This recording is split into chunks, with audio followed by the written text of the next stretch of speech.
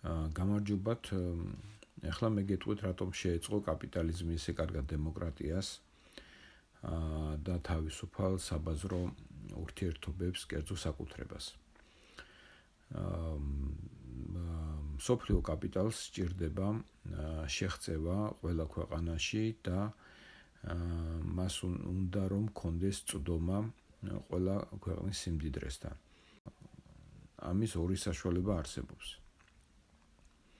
ერთი არის ომი და მეორე არის დემოკრატია და თავისუფალი ბაზარი. ომი ძვირია, ბატონებო, ომი ძვირია არა მარტო ომის წარმოება, როგორც ასეთი დღეს, არამედ შემდეგ ამ ტერიტორიის დაპყრობა, იქ პარტიზანების დევნა, იქ გარკვეული ჯარისნაწილების დამაგრება, ასევე ვეტერანების მოვლა სამედიცინო მომსახურება და ასე შემდეგ. უფრო ადვილია პოლიტიკური წყობილების შეცვლა და ისეთი ხელისუფლების მოყვანა, რომელიც შენ უფრო მეტად გაწყობს.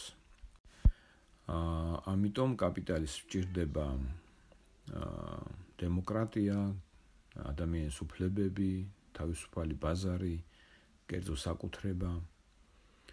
მეტი, ასე ვთქვათ, განზრახვა მათ არ აქვთ. იქ არავინ არ ფიქრობს ადამიანებზე და არავინ არ ფიქრობს რაღაც ფასეულობებზე. ერთადერთი მიზეზი არის და სურვილი ნებისმიერი ქვეყნის, ნებისმიერი ერის ეროვნულ სიმდიდრეებზე თავისუფალი წვდომა. ხდება ქვეყნის განადგურება ეკონომიური და მოდის მთავრობა, რომელიც ყველაფერს ყიდის შემოსულ კაპიტალზე. ეს არის ყველაზე იაფი მეთოდი ნებისმიერ ქვეყანაში შესვლის და იქიდან სიმდიდრეების გამოტანის.